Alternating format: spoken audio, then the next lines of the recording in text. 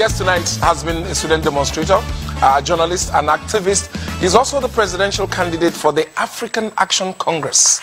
Ladies and gentlemen, Omoyele Sowore is in the building!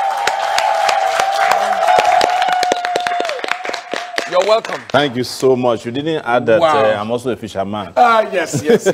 You can always add that. Yes. At least they've heard you now. Yes. Good to have you here. Thank you. Yeah, you once said that you don't want to join, you don't want to pollute your ideology by joining the coalition or third force. What is your ideology? Ideology is very welfareistic.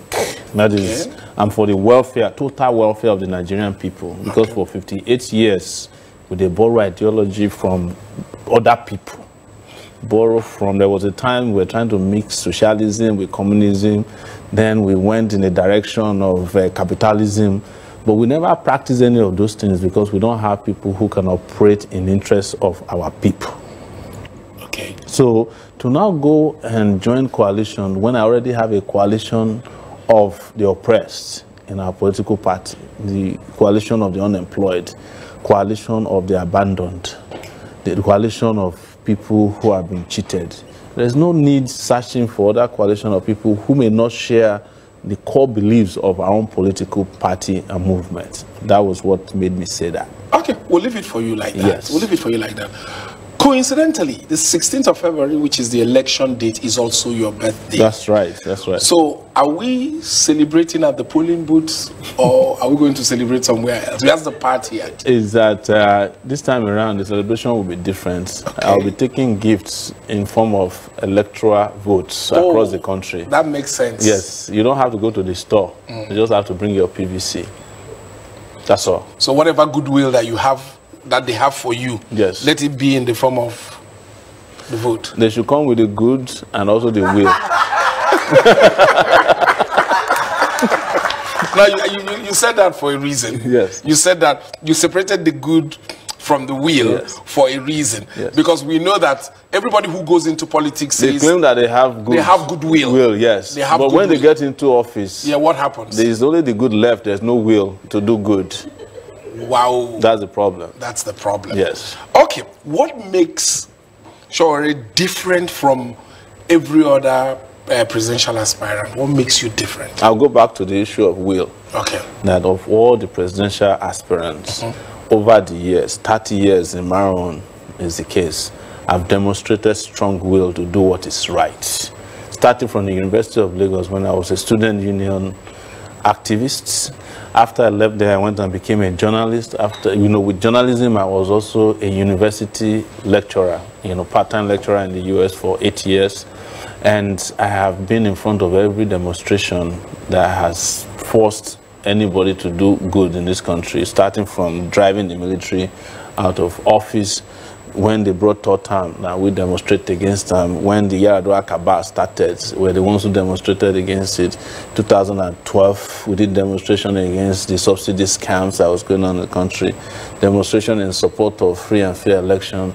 It has always been like that. That's why I say, we need somebody that has verifiable records, history, integrity, character. So track record of activism. Yes.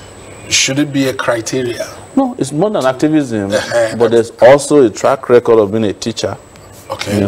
There's also a track record of being a journalist, even though I wasn't trained as a journalist. There's a track record of being an entrepreneur. I started a media company from nothing, and it became a global media platform in Sahara Reporters. I don't want to make that one begin fair. People get into office and will begin to... They promise change, and after a while, you begin to see change in the promise.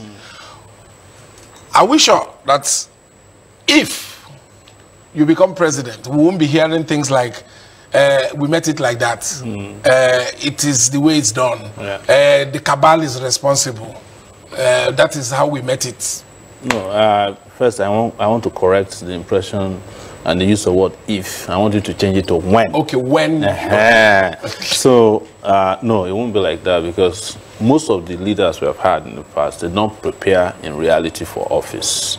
Otherwise, we would have had some of the best leaders having had experiences as president before. Some of them have done it twice.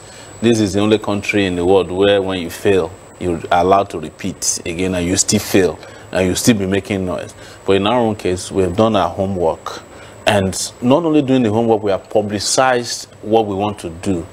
We have what we call Spicer Hit. We have documents that are downloadable so that people can interrogate and query it and tell us if these things will not work. Nobody has come back to say that. So we will not have a situation where we're saying, well, if we knew, because no godfather is sponsoring us. And the moment you remove godfathers from the equation of politics in Nigeria, you will have a godson, and they will be doing the will of God. All right. I mean, that sounds very interesting. That sounds very, very, very interesting. Yes. Okay. Those who are staunchly in support of the present administration say they are satisfied with how he is fighting corruption.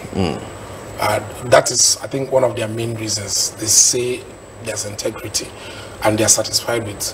What is your take on it? No, it's even the man himself says that he's not satisfied with the way he's fighting corruption. That is why they are doing last-minute fight of corruption. So if you want to talk about who fights corruption in Nigeria, between the person sitting in front of you and the man who is going out very soon, I have done it without any incentive and done it better than any one of them. On NTA, when I was interviewing the candidates, I made mention of the fact that so 2.5 years ago, this battle about Chief Justice of Nigeria, we had already published that the man has questionable wealth.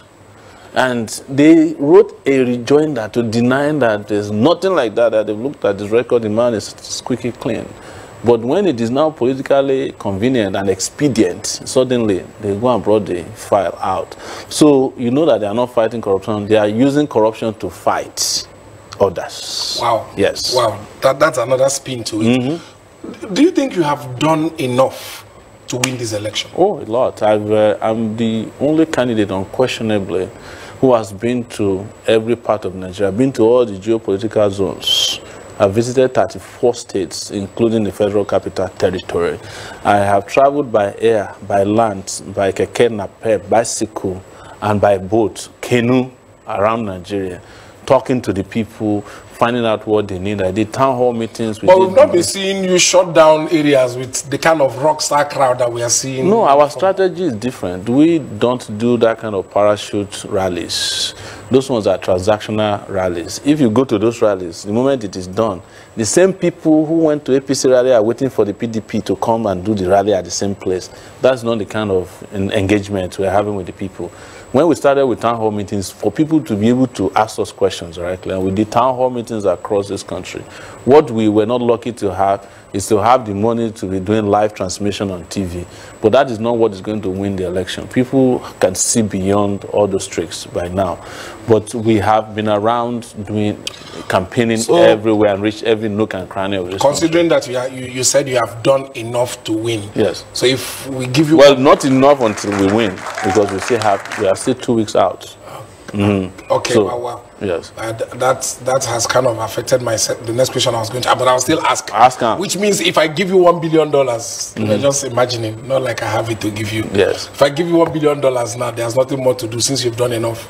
No. That's what I just said. That until the last minute, we are so not. There's still opportunity to do more. There's plenty. But it's not going to be about money.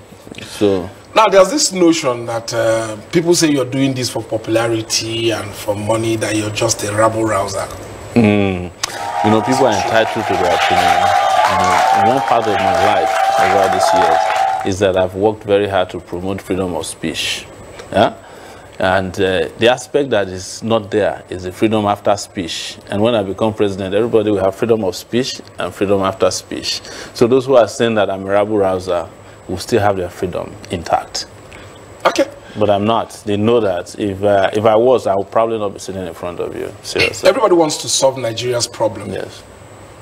If you had the chance, or when we give you the chance let me change it. Yeah, when we give you the chance to, what is that one problem that you think that if you fix it, things will begin to take shape? It's not one, I must tell you. Now, just it's more than one. If you had a one-point agenda, what would it be? If I choose, it will be electricity. You know, I would light up every corner of this country, put 40 million homes on the national grid, or whichever grid we have, because national grid is not a way to describe grid. National grid in Nigeria is a grid that promotes darkness. So we have to be very careful how we use some of these terminologies. But yes, electricity will be a major priority. But following that will also be security, infrastructure, fighting corruption, of course, not the way they are fighting it, you know, because we have to plug the loopholes so that we have enough. And, you know, one area that I always talk about is also ensuring that there's proper distribution of wealth, because our problem is not wealth creation. We have proven over the years that Nigeria can create wealth, even natural wealth that came to us by default. But we haven't been able to distribute wealth appropriately.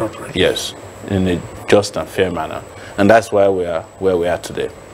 Thank you very much, Mr. Showeri, for your time. Thank you for bringing me on your show. Please, a round of applause.